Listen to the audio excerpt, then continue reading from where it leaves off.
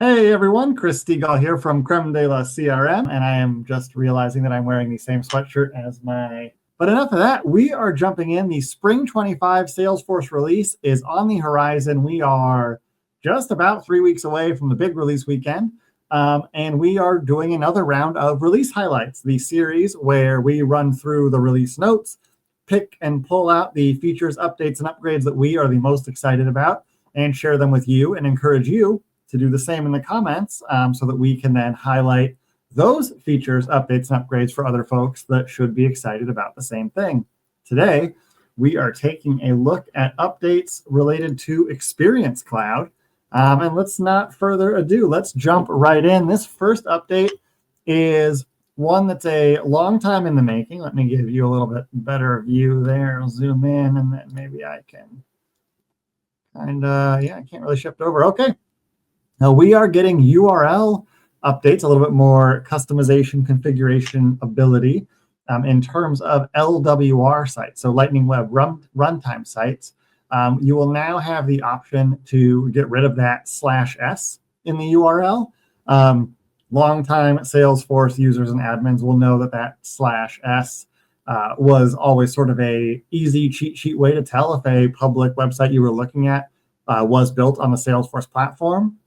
They worked a little bit differently. Aura sites, the S existed on authenticated sites, and LWR, it existed on non-authenticated sites, I believe it was.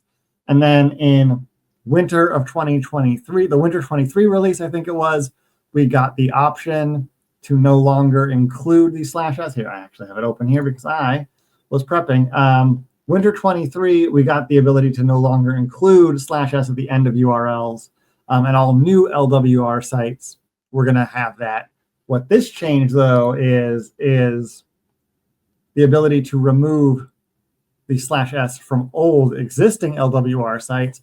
And I don't want to say hidden in the fine print, but here at the bottom, removing that /s is also a prerequisite when you're upgrading now to an enhanced LWR site. So what that means and what admins need to watch out for is if you're going to be taking any existing LWR properties and converting them or upgrading them into an enhanced LWR site to take advantage of some of those new features or functionality, your URL is going to have to remove that /s, which won't be a problem if, everything is pointing at those pages from within Salesforce. But if you've hard-coded those URLs, if you have links that live outside of the platform, elsewhere on the site where you've hard-coded in the URL to your LWR site and it has that /s in there, you're going to need to make sure you go ahead and change those.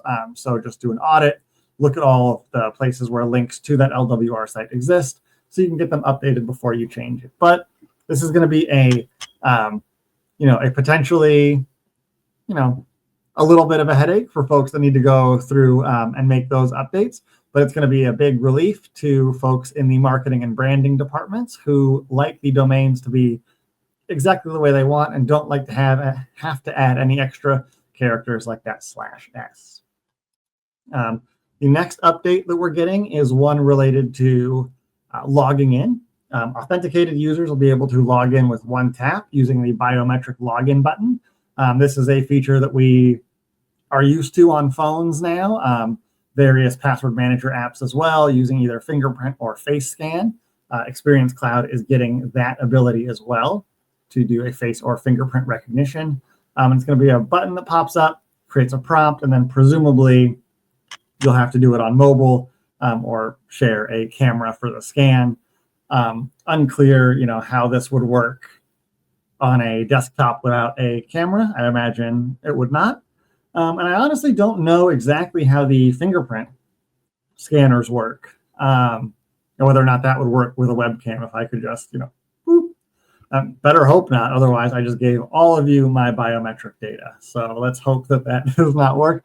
And if I can have a soapbox for 30 seconds to do my gripe, that's one of my issues with biometric login is that if I, boop, and now you have my thumbprint and can log into all my devices, I can't change my thumbprint. I can change my password. My password gets leaked, gets hacked. Fine, I'll make a new one.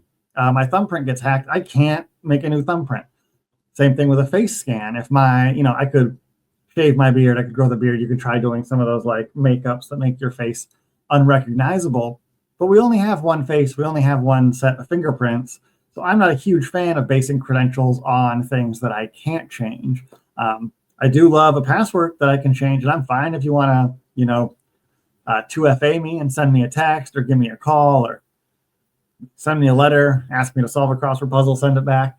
But that's my soapbox. I know a lot of people like the biometrics, and now you'll have the ability to do that in Experience Cloud.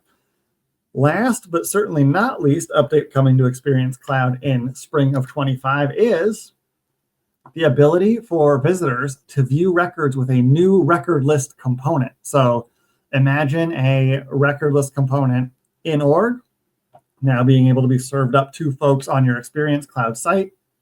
The examples they give, accounts, cases, etc.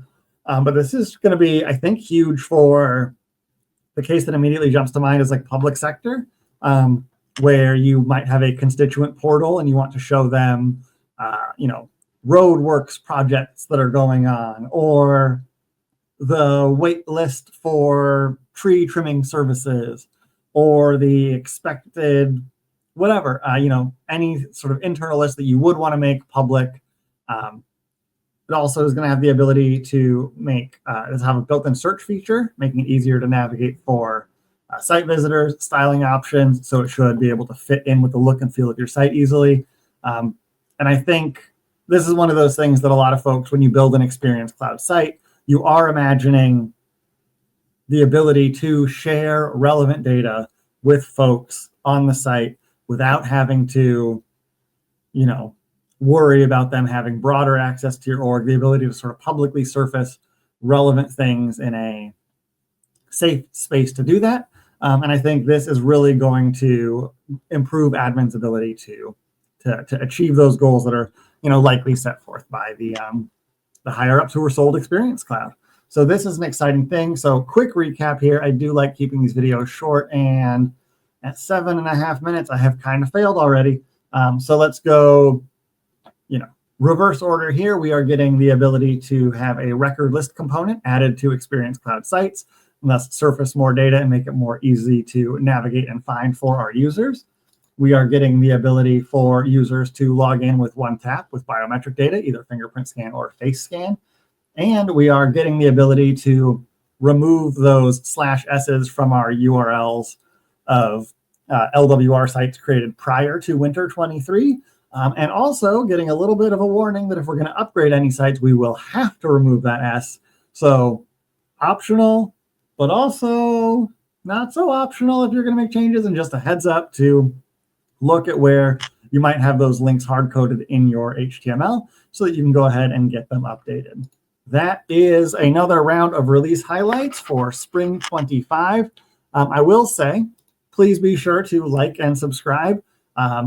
These videos are designed and with the hope of reaching the broader Salesforce community so we can share knowledge as well as receive knowledge. One of my favorite things about Salesforce is the way that the community is so reciprocal. And often the place that I learn about things is from viewers like you, trailblazers like you, online, on LinkedIn, at conferences, in the comments. And as you can see, it looks like a majority of our viewers are not currently subscribed. And so if you find these videos valuable, if you want to be in the loop when we come back with the next round of release highlights, please do subscribe. Also, if you like the video or subscribe, I get a little message in my inbox that says, you have a new subscriber. Somebody liked your video. And that is really cool. I hope everybody gets to have that feeling someday. And I hope I get to have it later today when this video comes out. That being said, thank you for watching. And again, please do like and subscribe. And we'll be back with more release highlights for the upcoming Spring 25 Salesforce release. You can check out on cremdelascrm.com. We have several posts about the release, including relevant dates, sites to learn more, etc. And I feel like there was one more thing I wanted to say. Thanks for watching. Be sure to like and subscribe. Oh, if there are features in Spring 25 that you're looking forward to, please drop them in the comments here. I would like, as you may have noticed, the release notes are, as always, tremendously deep. There is a lot of information. packed into these release notes. If there's a feature that you're excited about that we haven't covered, I'd love to know what it is, both so that I can learn about it and be prepared, but also so we can share that with other people. If it's something that you're really passionate about and you want to talk about and present, even better. Let me know. We'll have you on. You can talk about the feature, intro it, etc. But again, thanks for watching. So much for keeping this under 10 minutes. I will talk to you next time. This is Chris Stegall with Crumula CRM saying bye.